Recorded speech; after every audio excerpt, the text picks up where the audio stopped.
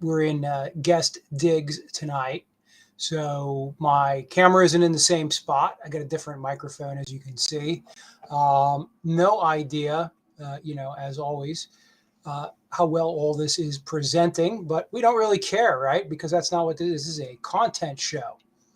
I do have some notes I made. So first of all, I want to wish everybody a happy 4th of July. If in fact you celebrate 4th of July, one never knows. Some people probably do not. I saw a meme going around that there's no liberty this year for women. There's still liberty for women. There's still liberty for all in the United States. More volume, huh? All right, we'll give this a try. Durgan used to say to speak into the microphone. So we'll try that. Got to eat the microphone, as they would say in the old days. Literally, when you're doing radio, if you've ever watched, and they have those cool mics, most of them, the pickup or the gain on them is such that you really have to be right on top of them. So that's what we're going to do for tonight's show. Don, is that any better? Let me know there, brother. July 4th, again, there is liberty and justice for all in the United States, just that we don't always apply it the way we should. We are not always at our best, but we are still better than most of the world on any given day. And that may sound like some kind of poppycock American exceptionalism. Oh, Carl, why are you saying that America is so wonderful when we know America has so many problems? Because in America, I can talk about the problems, right? If I was in, Russia right now, to make fun of those poor people over there, if I was in Russia and I wanted to do this show and I mentioned that we were in a war with the Ukraine, they would jerk me off the air and possibly imprison me for not calling it a special military action. Okay? They're about to gear up a wartime economy over there, force people to work at night. The Duma's passing all kinds of laws, but it's not a war. Because if you call it a war, you're not allowed to do that. That's the First Amendment. So we still have the First Amendment in the United States. We still have the right to say and speak our minds. Some people get confused and say that social media has gotten rid of the First Amendment. Two reasons I don't believe that. Number one is the First Amendment applies to government and government alone. It doesn't apply to private individuals, okay? So if your Twitter is being censored by Twitter, or Mark Zuckerberg is censoring this transmission, that's not a government action, and that doesn't count as a deprivation of the First Amendment. Freedom of association and religion. Supreme Court just came down with a case, right, that allows a coach to kneel at halftime and says he can quietly pray by himself at halftime if people want to join him, or after the game, because it was after the game. That's okay. I don't have a problem with that, except for one problem. If I were playing on that team and I was Hindu and I didn't go participate in the prayer and I didn't get play time the next game, and I thought I had a better practice than little Bobby or Susie, because Susie's on the football team, don't forget, I would probably have a certain way of feeling, like maybe if I go pray with the coach, I'll get into this play time, So we don't always worry about the actual actions. We worry about the coercive knock-on effects. But we still have the freedom generally of religion in the United States. If you want to be a Satanist, no one's going to stop you. If you want to be a Catholic, no one's going to stop you. If you want to be an atheist, no one's going to stop you. You might catch some flack for it, right, Don? I know people do catch some flack for that once in a while. What other amendments do we have? We still have a right to be free from warrantless searches and seizures, kind of. We've talked about that before. One of these days, I'm going to get into a show where we go through all our rights and where they really stand, and maybe we should do a serial piece on that. But in America, we still enjoy freedoms that the rest of the world doesn't. So when you're on Facebook and you're doing your FJBs or down with Donald Trump or whatever, just remember that our country is still arguably a beacon for democracy. It is still a beacon of freedom. And despite all the terrible things we've done, we've always progressed. Some people will say we regressed lately. I don't want to get into the politics of that at this second. What I want to do is celebrate America for just a minute here. All right? Not Pennsylvania, not Utah, not California. I don't want to see the balkanization of the United States. We have a country. If you're a proud Pennsylvanian, who cares? If you're from Chautauqua County, New York, and you're a proud Chautauquan, who cares? If you're a proud American, good. I think we should care. And if you're not a proud American, we need to examine why. If you feel you need to take a knee at a football game, there might be a reason for it. Maybe that person has a different view or version of America than you or I do. You know, we had a shooter at the 4th of July who, I mean, aside from the guy who shot up the church, right, going to a parade where kids and their dogs are and shooting it up is absolutely insane. And the word that a lot of people use to describe it is evil. I would describe it as bat guano crazy, shot out, mindless, defective, a lot of terms. I'm not sure it's the evil Satan himself so much as it's a defective mental health system here in America. That's one area where I think Republicans and Democrats can agree more needs to be done on mental health. We can all come to a conclusion about whether he should or shouldn't have been able to get that gun. Should or shouldn't that particular weapon be available? The Supreme Court's weighed in on that recently and said you're not going to restrict the right to self-defense.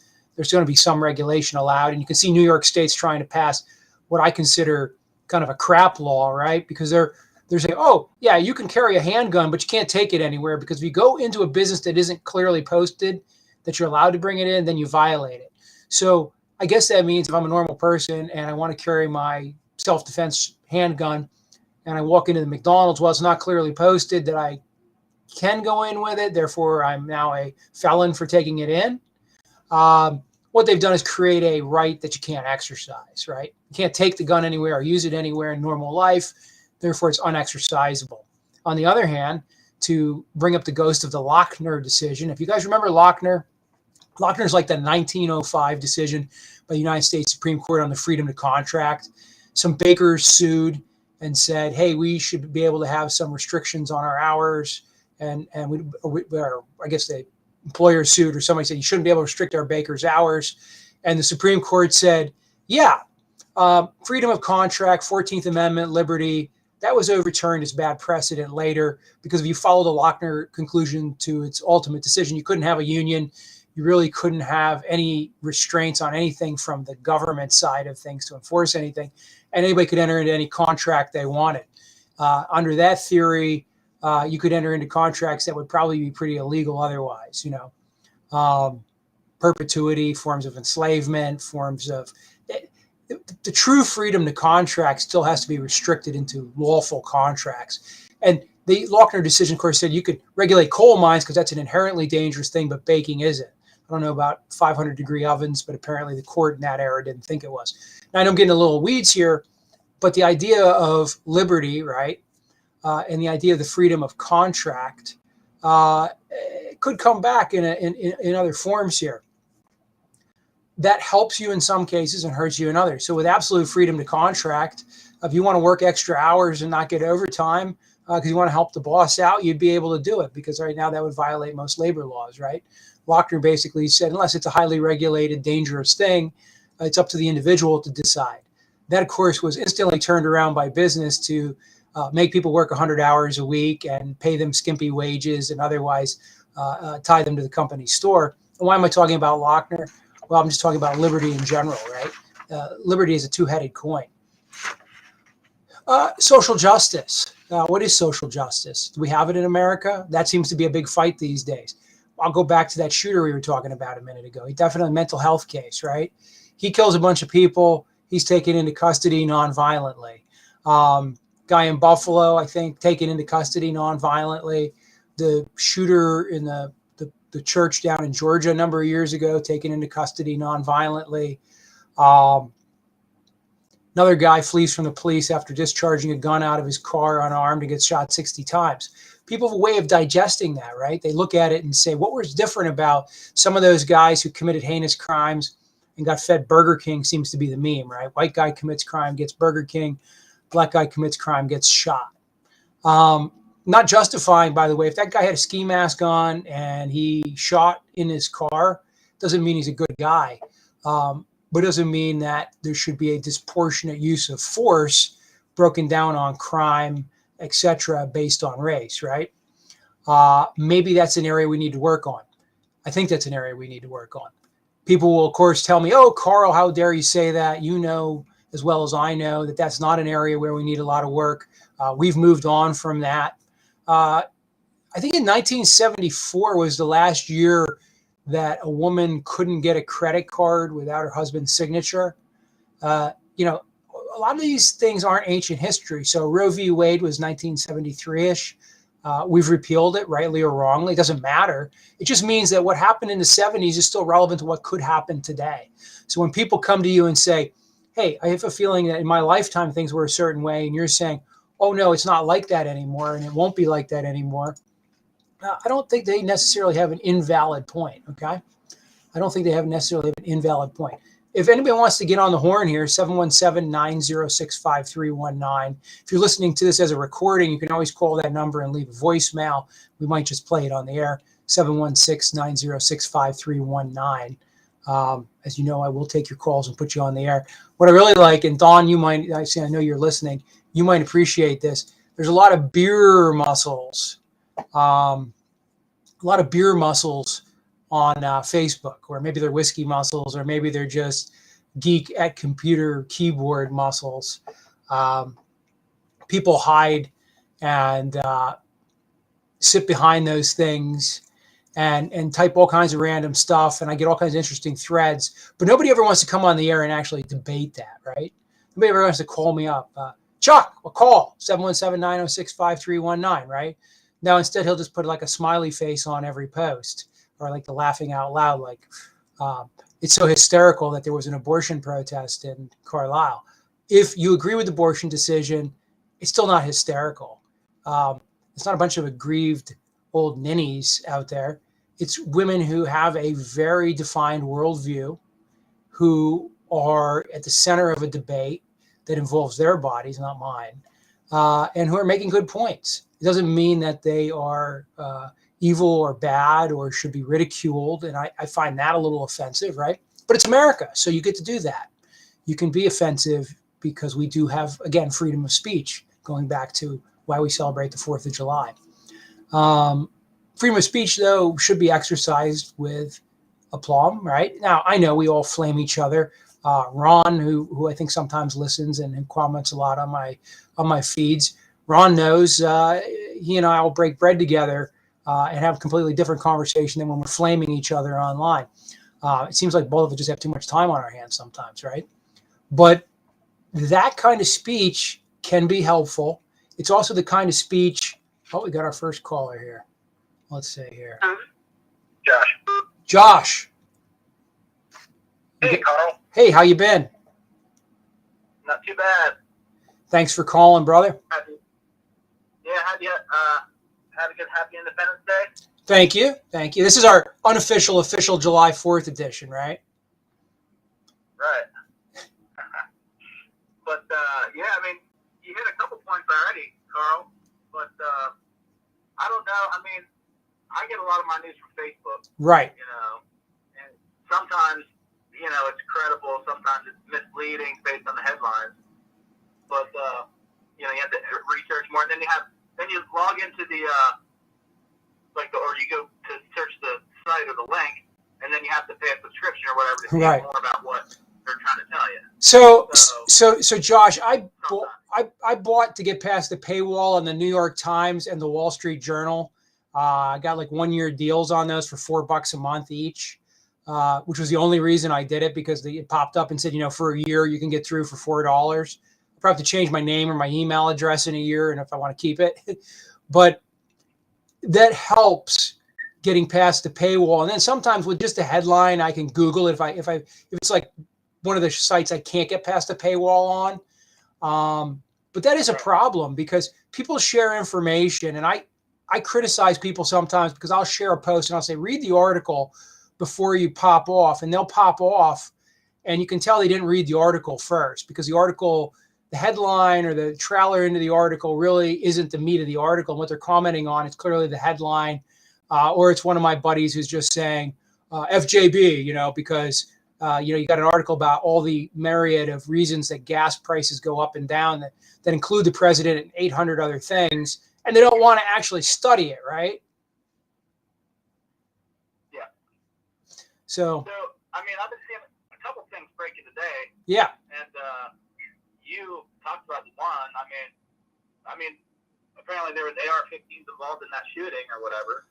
So yeah, and you know, there's a whole lot of things we can talk about at this point, which is just so fresh, and it's actually a sensitive subject too, because the scenario is pretty.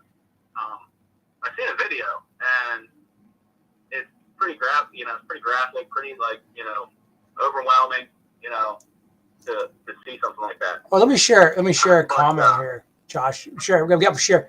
Go, Carl. Spew your BS hatred because of your fault. Jerry, I'm really not sure I'm making sense out of what you're saying. What did I say that was hatred? Did I miss something? Did anybody want to rewind the tape and tell me what I said? How about this, Jerry? Put your keys together. I mean, it looks like you can spell and type. So put your keys together. And I guess that I shouldn't really say it like that, should I? I'm just being salty. But be a little more refined than that. Tell me what I said so far that's BS. We're at 16:15 in here. You know, if you got a minute you want to prop up and have us go back and examine, we can do that later. Or Jerry, you can just tell me the exact statements, what offended your sensibilities and was so sensitive about. Well, Don, what happens is this on multiple feeds. So you might be watching, say, on my personal page, and Jerry might be watching on the Carl Rominger Show page, and Will's watching on, what is that? YouTube. Yes, YouTube. So, and we also have a Twitter feed going as well. So you can see the show through Restream everywhere at once. After the show's over, I use Anchor to pump it up to Spotify, and then you can listen to it. And believe it or not, people are actually listening to this on Spotify and Apple Podcasts. So I'm not going to toot my own horn, but not a lot of people, but it's enough people that, you know, it's almost like Jason says in Jerry, to response to Jerry, no, Jerry isn't a cult and lashes out at anything that isn't worshiping his mango messiah. I cooked up a mango the other day. I caramelized it to put with some meat. I really highly suggest that, by the way. So, Josh, you were talking about getting your news from Facebook, right? And that really is where a lot of people are getting their news these days. The problem with that is because the algorithm likes to reinforce what we react to and what we like, sometimes the news we get fed really isn't the news. It's the news that Facebook thinks we're going to be most reactive to, most likely to share or comment on, which doesn't mean it's always the news we need to hear, right? It's curated in a slightly different format. So one feed that I picked up on the day, we'll get back to the Ainsley thing. He hit a 3-year sentence or something. Right. So 36 months or something. So, and then my question is that how all the other? I mean, he was the first guy there. You know, pinnacle of the thing. He gets the 36 months. Does everybody else get like a lesser charge? I know one lady got a life sentence. You talking? She had to pay with her life that day. But will everybody get a lesser sentence or an equal sentence? Well, so here's the weird thing. You can go in front of a judge, right? And I can go in front of a judge. It could be the same judge, and probably based on one thing that makes a big difference is our backgrounds. Okay, so I don't know what your background is, but I'm a felon, right? And when I show up, he's going to be like, Rominger, seen you before. You're a bad dude. You're getting a heavy sentence. So your prior record always factors in. But if everybody has the same prior record or no prior record, then you would expect the same judge to base his sentence on the conduct of the people, both at the time of the offense and also how amenable to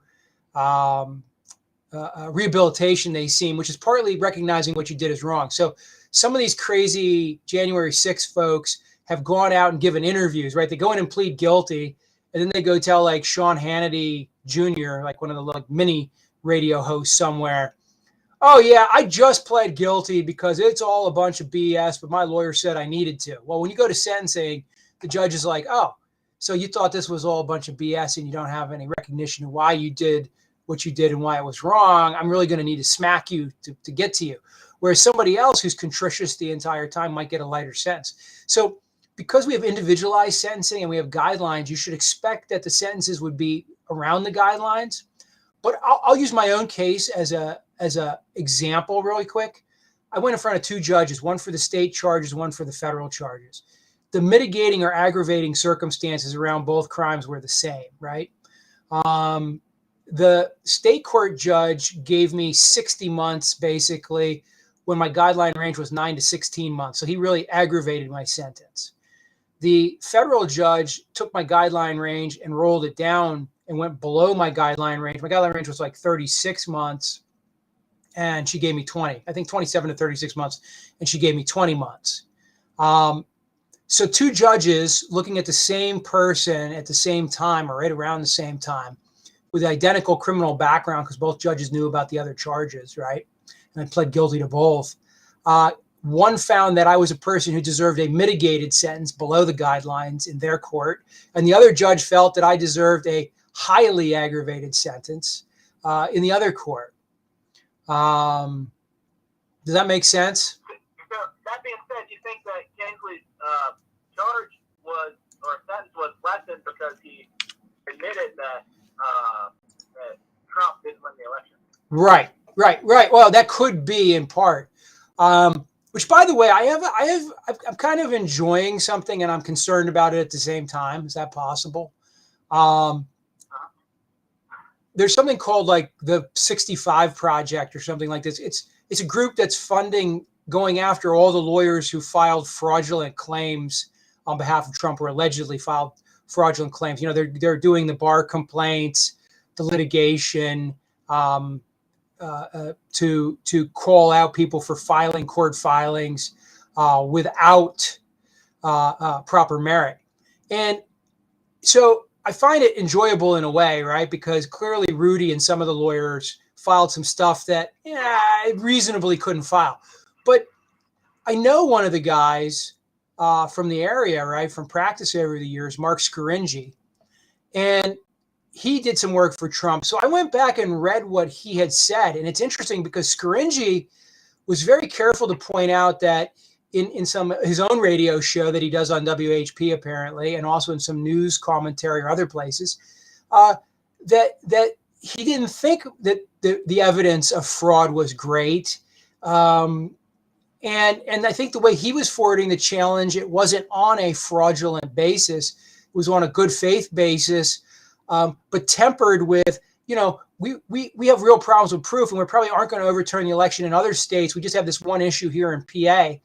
You know, Trump then apparently sidelined him and put Rudy in charge, and that's how Rudy ended up in the courthouse arguing that case with the day the dye was running down his head. But I thought about that, and I was like, yeah, this Project 65 is kind of cool because they're going to beat up on these guys for filing this fraudulent stuff. But then I look and I go, but our local guy who was involved in some of the filings, I'm not sure they're counting him in that 65 or not, but he clearly was involved as one of Trump's lawyers for a period of time after some big firms dumped him, and he got involved. And he's a really great conservative guy, Mark Scaringi, okay? If you guys listen to him on WHP, I highly recommend him. And just a great human being, okay? And I just thought, isn't that interesting? He's the guy that isn't going to lie, isn't going to say something false or mislead somebody. So I hope they leave him alone. I'm going to be watching that because I just wanted to see how he was tempering. I didn't read the actual filings yet. That's on my agenda. But I think it's very interesting. Again, that's commendable that we have a local lawyer who took the case and forwarded it, right? And forwarded it on Trump's behalf, but was very careful about how he did it. And that's the way it should be done. And we don't want a chilling effect. We want any candidate, whether it's Donald Trump or Joe Biden or anybody, to have full and fair access to the courts. And, you know, when you represent guys like Jerry Sandusky, that is, you run into a problem where people are like, how could you represent that guy? Well, he's entitled to access to the court. I don't determine if somebody's guilty or innocent before I represent them. I represent them to allow the court to determine if they're guilty or innocent, right? Back when I was a lawyer. And so we can't have this chilling effect on Trump or Trump's lawyers or Biden's lawyers, where they're going to get into some kind of trouble for making a legitimate legal claim or a good faith one that turns out not to be based on evidence. One thing Rudy has said, and I agree with him, is, hey, we don't have a lot of time on these things, so maybe we got to file it first and chase the evidence later. That's really not a best practice, and boy, it's a gamble, right? But that's what Rudy did. By the way, somebody's asking, yes, the captions or the chats are different on different feeds. So like right now, there's no comments displaying, but any new comments that'll come in will display over here. So if you want the world to see what you're saying, here's an idea for instead of just shooting your mouth in front of a camera, how about debating Ken Matthews? My bet is you won't. So it's funny. It's funny you mentioned that. I actually sent word over to WHP that I'd be happy to debate Ken Matthews. I think so far Ken has. But here, I hereby challenge Ken Matthews to a debate on the Ken Matthews show, right? Or he can come on my show. I've got exactly 1/1000th of the listeners he does. Okay, but. And Buzz, I could tell you some funny stuff about the Ken Matthews show. If you want to talk, I'm not going to say it on the air, but let's go to the January 6th committee for a second. Yeah. So now they're saying that, and what you're saying is like we wouldn't want to see an administration not be able to transition to power peacefully, when it's not too time or whatever. Right. The thing about it is, Trump already did that in the end of November. So the whole claim that there wouldn't be a peaceful transition, he already ordered that through his whole State Department, the whole department, staffing department, everything. Right. And that whole goes to prove that there is no, these people that are all being treated in the prison the way they are, they're not culpable in the insurrection. I have a real problem with what's going on in the prisons. With these pretrial detainees. In fact, I did a whole show. So if you're listening to this and you want to go back through the feed, like on Spotify or Apple, you can find the podcast where we talked about the detainees from January 6th. Some of those guys are probably guilty of something. You can't just go into the Capitol and rip something off the wall and cause graffiti. So it reminds me of you can't do that stuff and just go, oh, I should get a free pass because I listened to a speech by Donald Trump and he told me I should come down. Even if all that's true, or you just followed somebody in, or Ray Epps urged you to come in, whatever your argument is, or Antifa tricked you into coming in and breaking the windows. Well, those people that broke the windows, like we're seeing, Chansley, some people are saying Mastriano has paid for Chansley, and some people are saying George Soros paid for Chansley. So I haven't figured it out yet myself. But there's a controversy here. Like these first people that entered who were they? Were they Trump people, or were they just a long arm of Nancy Pelosi? I mean, we don't know. Yeah. The investigation never asked this question. So my biggest issue though is with the treatment in prison. People don't realize how dysfunctional our prisons are. I've said this before. 95% of everybody in prison is getting out. So I'll tell you what. I'm going to watch my neighbor's dog. And I'm going to watch it for a month, and I'm going to hit it with a cattle prod repeatedly. I'm going to starve it to death, and I'm going to make it fight other dogs. And then I'm going to give it back to the neighbor, and everybody in the neighborhood is going to wonder why the neighborhood kids got bit, right? Well, that's what's going on in our prisons right now. No, I'm no Pollyanna. There's a lot of people that have to stay in prison because they're not safe to return to society, okay? I'm a big believer in that. On the other hand, I'm a big believer that locking up all the people we didn't do anything to solve our drug crisis. Let's see here. Jerry says, replying to Amy, yeah, well, Carl has some balls to do this crap show of what he did to those innocent victims he took advantage of. It's funny. Jerry, I did my time, buddy. You probably could survive in there. You're a little bit of an agitator, so you'd probably get rubbed down a couple times before you kind of caught on. But I did my time, Jerry, and if you got a problem with it, I don't really care. But you know what? And as it says, you're watching the show, so Nielsen counts you as a viewer, Jerry. Believe it or not. So in the Nielsen report, Jerry is my viewer. So I appreciate it, Jerry. And he would be the pivot man in jail. Yeah, Amy. They've changed things around there. Guys like him can check in and be pretty safe. So, anyhow, let's change it to. Yeah, go ahead. Let's change it to the next point, right? Which is 2 hours old. Somebody went down to Georgia with some explosives. Whoa! And the devil went down to Georgia. Blow up the God's gun. Yeah, did they blow it up? Did they blow it up? They blew it up. Oh! All right, I'm gonna have to check that out. That happened within the last 2 hours. I was busy getting this menagerie ready right here. So we're talking about our sources.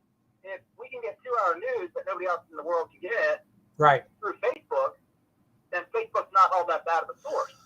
Listen, I know what I was going to say about that shooter on July 4th, which was, I took some issue with the fact that everybody got so excited with the shooter in Texas and thought he was a trans guy and put photos up and said, oh, look at this tranny. And that's why he's got daddy issues. And that's why he shot these people. And it's all this transgender stuff and it's all bad. I don't really care. But I noticed that the new guy, the photos didn't quite circulate as fast because half of them are him dressed as Trump, wrapped in a flag, as well as all these zany, wacky photos. The guy's obviously just a nutbag. If he's a follower of Donald Trump, he's a follower of Donald Trump because he's a follower of anybody that'll get him a jolly at the moment and it will feed into his sick mind. And it's not because Trump's a good or bad guy. It's just he would be following Billy Graham one day, I'm sure, and the next day, Charles Manson. I mean, that's the type we're talking about. You're just a complete, utter mental health disaster, okay, by all stretches of the imagination. But somebody said, well, it's so hard to know what's true, right? Because somebody flashes a photo and says, this is the guy. And then you're trying to hunt it down. Well, it's got the right tattoo, but it could have been photoshopped. It could have been a deep fake. I could be a deep fake right now, right? I've actually been looking at some technology that'll allow me to employ synths. In fact, I might do that. I might employ a synth and carry on a fake conversation with one. Maybe have her pretend she's my girlfriend or something to fool you guys. But seriously, I thought about doing that just to show how that might work. Let's see, what is Donnie saying here? Trump does seem to attract wackos. Well, he does, but in all fairness, all presidents attract wackos. Reagan attracted Hinckley because he thought Jodie Foster would be impressed. He didn't even know that Jodie Foster wasn't playing for the right team to impress her. I mean, that's the problem with these nutballs. They literally are shot out. What was that? And he's going to start a singing career now. Right. And you know what? I think he was just super mentally ill. So for as much time as he spent, I hope that they've released him and he's not a present danger, right? And I hope he does something with his life. I mean, I hope. I don't want to say that anybody should get away with anything. But if he really did it because he's crazy, we represented a mom one time who had a psychotic breakdown and was out riding around, shooting aliens with a TV remote, literally with the kids in the car, when the police pulled her over in the middle of the night. And she had to get institutionalized and it took a long time, but we eventually got her competent and then back with her kids. And I would see her for years. I haven't seen her a few years now, but I would see her for years after, just out being a normal mom. So mental health is tricky because if that's why somebody did something, then I don't think we should discard them. We need to help them. We need to treat them and they can be treated. Sounds like this kid wasn't getting the treatment he needed. If he's making these threats and the suicide threat, and then somehow he's being enabled by the family. By the way, that's the theory on why it's always white middle class kids that are the shooters or the equivalent in these mass shootings, is because mom and dad are good at keeping the authorities at bay enough, whereas the kid would be put in placement in a lower socioeconomic background. So I'm wondering if that came into play in this case or not. Oh boy. Yeah, there's a lot of speculation on how many contacts any one of these individuals had through their internet posts, and what they talk about online with their friends, their social community, their social circle, and how many of those posts were monitored, and how long they're monitored for, and with any one of these shooters, their social history becomes pretty good piece of evidence that never seems to be explored. Yeah, and how long the FBI was actually following each one of these people. You know, and if there was an opportunity at one point to make an intervention to prevent such a catastrophe. And so, Josh, that's one of the questions we don't know the answer to right now. One of the questions that we don't know the answer to that I would like to know the answer to is how many people are the FBI and law enforcement tracking online at this point? In other words, is there like 5,000 young people, young white males equivalent nationwide that could be lone wolf shooters or guys like, nah, Jerry, I'm not going to go there. I wasn't going to say you. I probably was. That are like sharpening their knives at home, thinking like, mega, but are they tracking people in mass? And so they would likely know this, or are we only tracking a few for some reason? And what do we, or are there just so many people like this that it's not practical to track all of them? If there's a million weirdos posting weird stuff, right? Maybe you can follow all million. If it's 10 million, maybe you can't follow all 10 million. And maybe when somebody posts a meme that involves death or involves suicide or involves some kind of weird threat or potential threat, and it's just a joke and it gets repeated 800,000 times in 20 minutes, the computers can't necessarily figure out who's really feeling that way and who should be looked at. Or is there like an on-the-ground operation to look after and try to pinpoint profile individuals like there was in the past? Is it more, have they transitioned just to internet-based profiling, or do they still have their on-the-ground things that they used to do because they didn't have the internet back a few years ago, 10 years ago?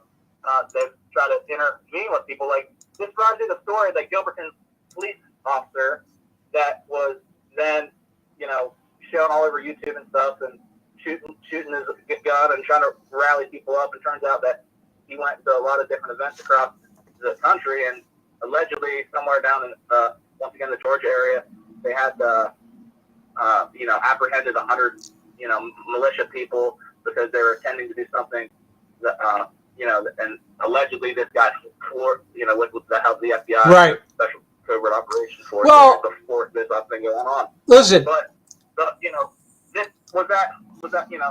Listen, proper, right, and this whole, or was there warrant laws and all that? I'm not sure. The whole informant thing, the whole undercover agent / confidential informant. I used to get involved in drug cases, and sometimes you'd really kind of be scrutinizing like what was law enforcement's goal here. I can think of a guy years ago who said he used to buy a quarter pound of marijuana on a regular basis from a guy for his personal use. And one day the guy showed up at his house with 12 pounds of marijuana. And the next thing he knows, the police are busting in the door on what's called a preemptory search warrant. So the police sent an informant in with 12 pounds of marijuana, okay? And then raided the place to say that this guy was buying 12 pounds of marijuana. And, he was saying, it's strange because 10 pounds is what gives me a 3-year sentence, whereas if it had been the usual quarter pound, they probably couldn't even put me in jail. So the government shaped this situation, and, he wants to run with the defense that I buy drugs, but just not that much drugs, right? It's complicated. But it tends to show, and this happens, the government sometimes goes as far to take a person who's a simple criminal, right, Amy? Entrapment. It's a form, right? But how do you beat that? You're stuck, and you can take it to trial. And it was a Perry County case, and you're going to hope that, now that was circa the late 90s, by the way. Not when marijuana wasn't the big deal that it is now. Back when when people were all denying that they smoked it or knew what it was and claimed they didn't know what it smelled like. I walked through Carlisle last night, smelled it like 18 times on a 1-mile route. And you're not supposed to be able to smoke it, so I don't know why I can smell it all the time. But so I think of those kinds of cases, and I wonder, where do law enforcement go with these things? How many of these guys are they are working, or how many times we got involved where the confidential informant was actually buying the drugs, right, with money given to him from the government, but the drugs he was buying weren't really from the guy; they were really his own deal. He was selling drugs to the government, basically, or there's just so much dirty dealing. There's actually a guide for the Bureau of Narcotics Enforcement for the Attorney General's office here in Pennsylvania, and in the section on confidential informants, I used to cross-examine these guys on it because they'd always be trying to say, well, my confidential informant's pretty reliable and blah, blah, blah, and inherent reliability. We did this.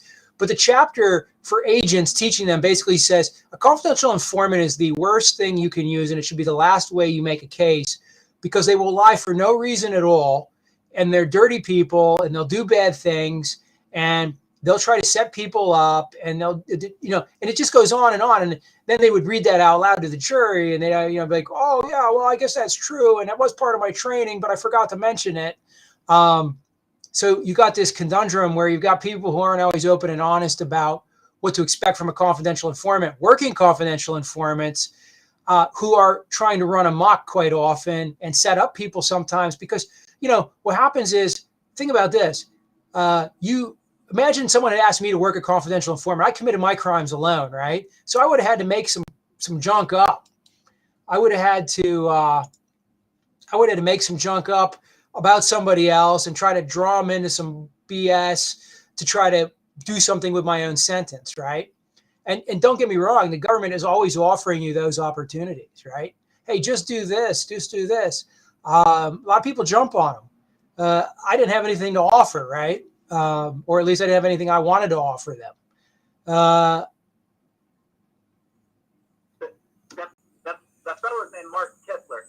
Is that his name? Or Kessler. Kepler. We'll have to check him out. Kessler or something. Yeah, but there's details in there but that was a different way of doing things. I think they might have changed the way they're doing things, and there's a lot more people all these, anybody can get a cell phone, they come to America.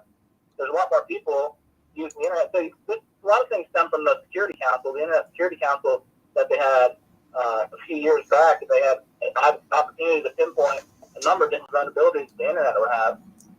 Right. The way that the social networking systems were vulnerable, and they pinpointed all that stuff. And then, later down the road, it seems like they just took advantage of all those things they identified in a particular way to make it a political campaign. But I want to change the towards the George Nord direction for a minute. A little bit towards CERN. You heard about CERN at all? Well, yeah, they think they found some new particles, right?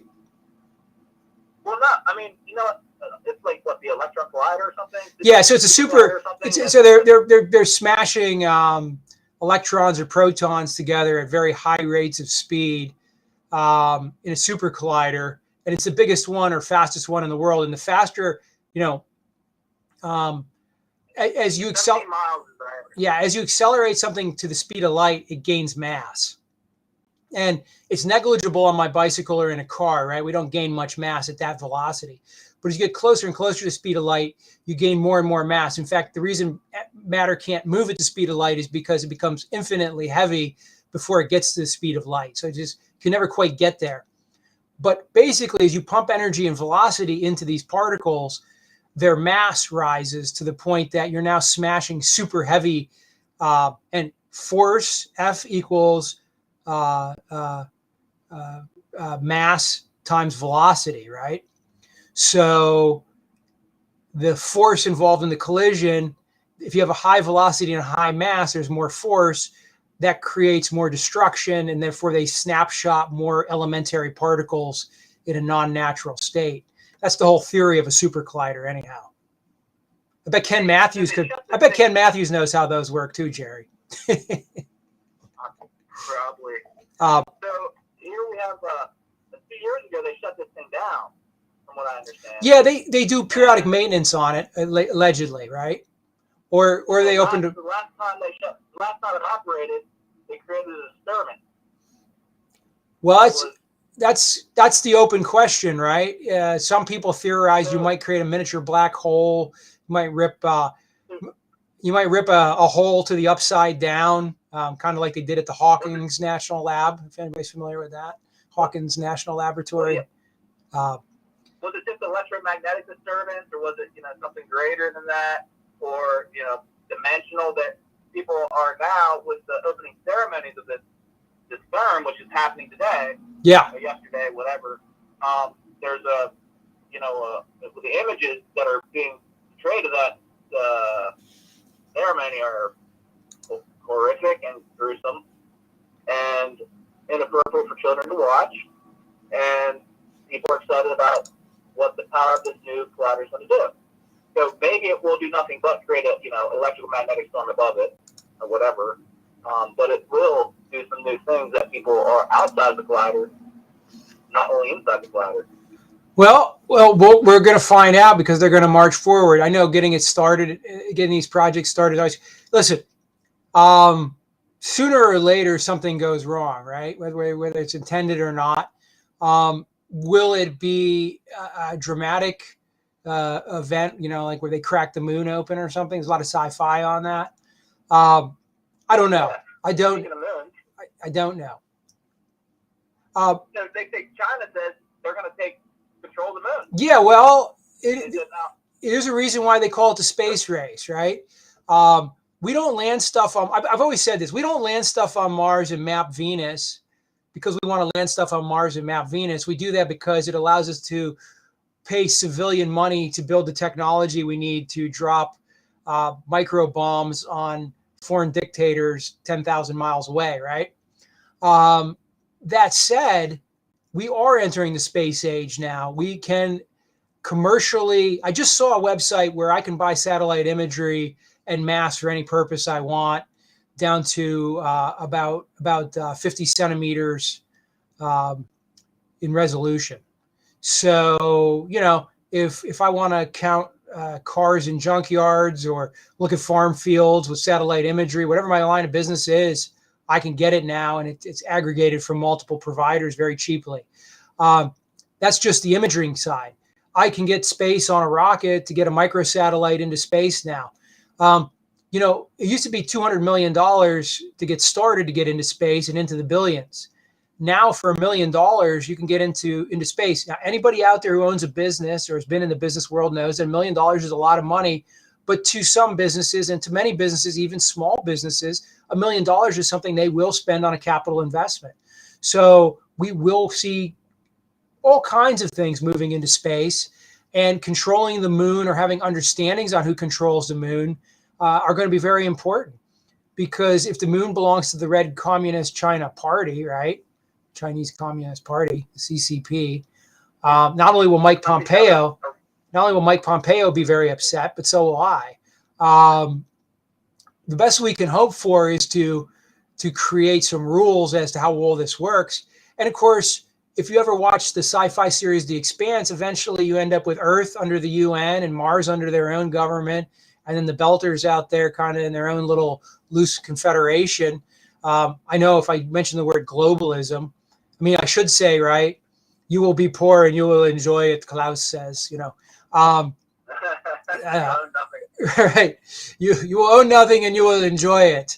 And then, by the way, let me go on a complete side note here. The other day, one of Biden's guys said, you're going to have to pay the high prices for gas to support the liberal world order. And of course, Fox News and everybody went, oh, he said liberal and it's liberal.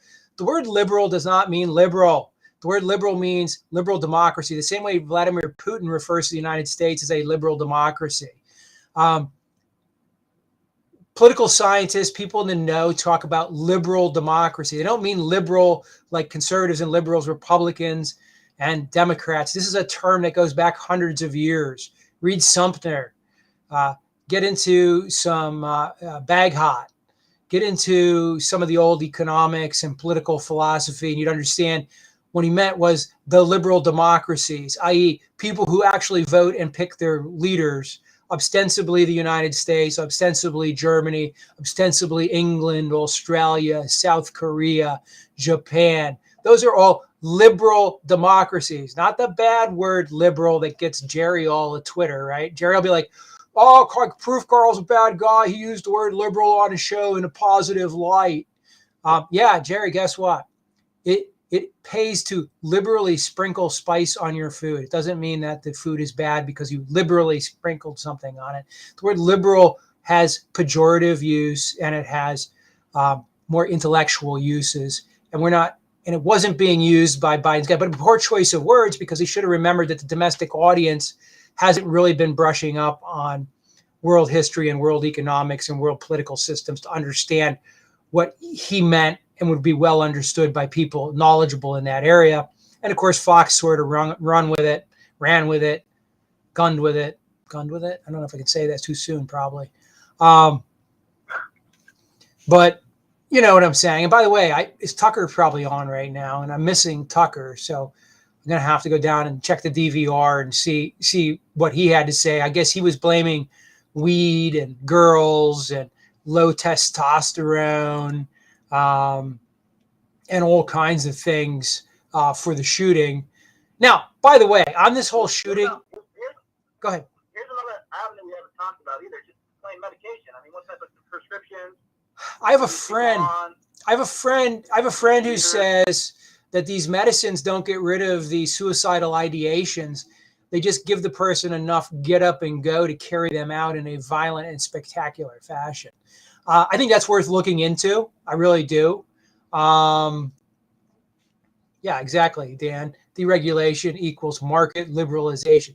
See, that's my problem with words. It's kind of like woke. There's a young lady somewhere in the United States who's proudly telling her friends and family that she's woke, and she means it in a good way. And in the meantime, there's somebody on Fox probably later tonight, Ingram or Hannity, talking about those woke liberal scum. And it's a pejorative.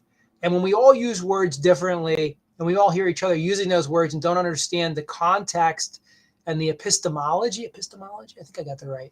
Epistemology, the physiology, I don't know. It's some ology, which has to do with the person using the words and understanding their position in life and their belief structure, because you can't really understand what they're saying if you don't understand their belief structure, because how they say things will be different based on their belief structures and experiences.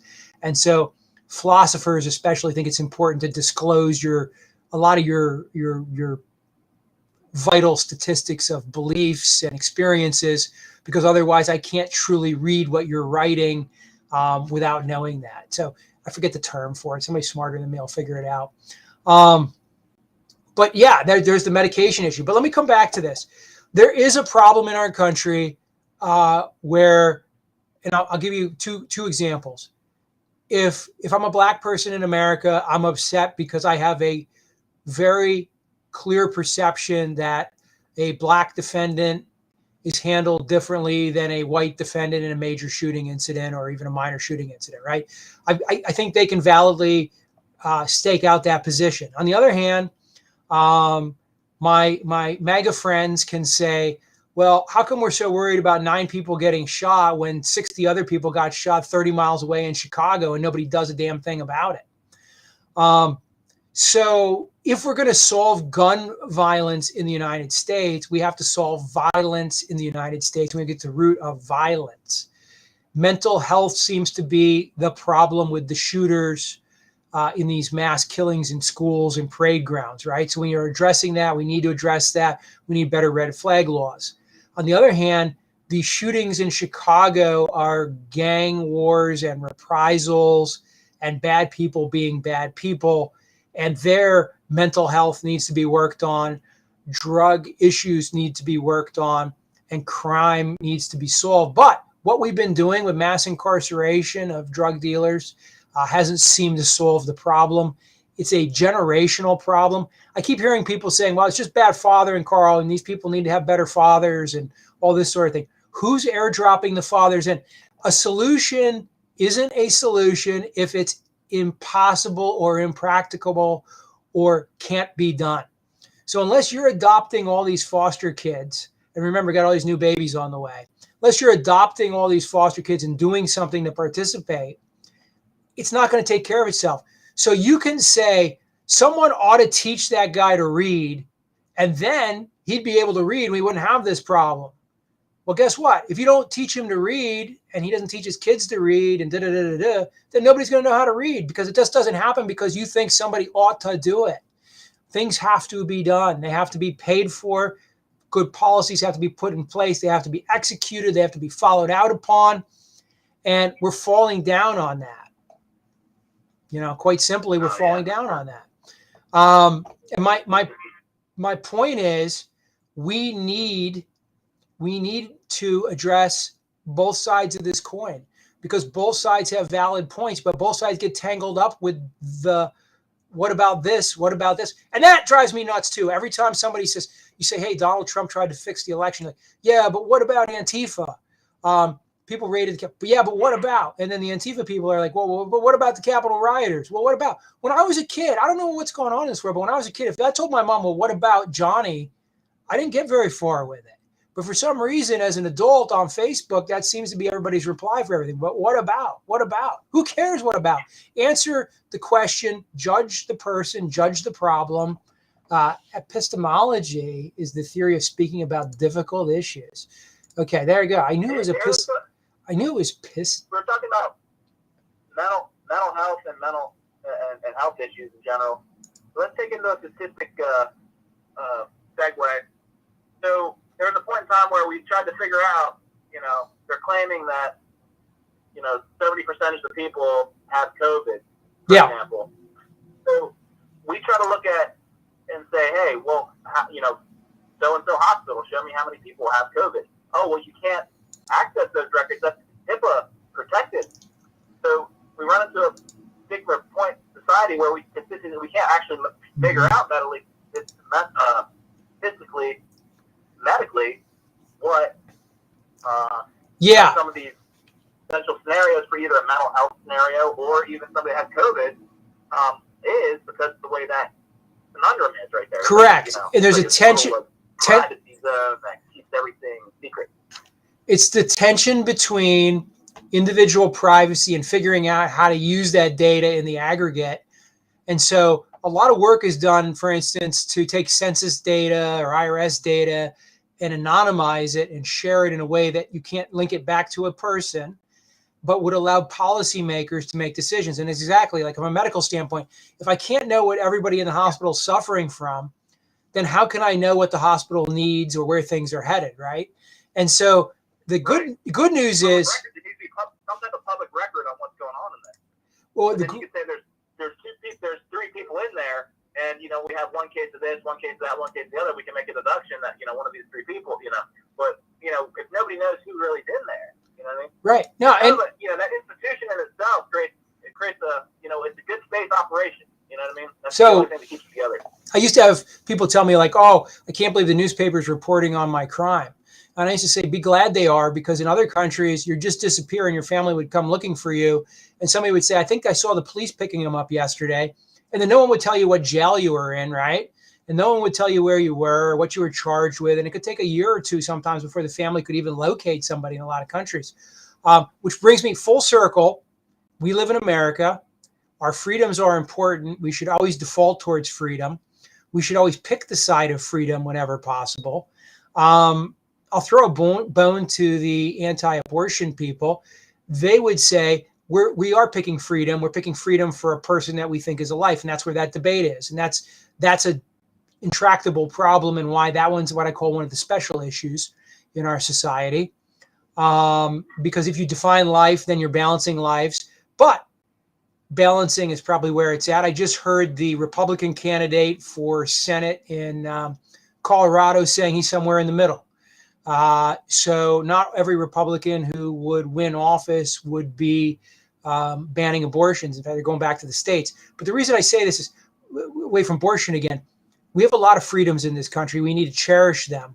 But we do need to solve problems like, how do we break down privacy barriers to make policy decisions?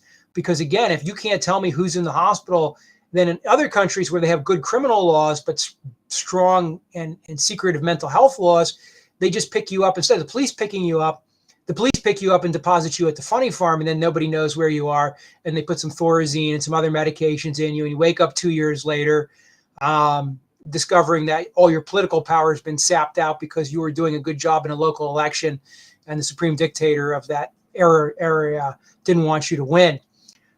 So there's a lot going on out there. Guys, I'm on the hour. I'm going to let you go. I appreciate it. Josh, thank you as always, my friend. It gives the show a little breath here to have somebody else to talk. I know as the viewership gets bigger, we'll get more people on here. And somebody says Ken Matthews should be having me on. So if you guys want to, send an email to RJ Harris or Facebook him and say, hey, we'll see if he wants to go. I'll take neutral ground. We could even do it in a gymnasium somewhere, and set it up. I'm ready, man. I'm ready. All right. You all have a good night. And thank you again for listening.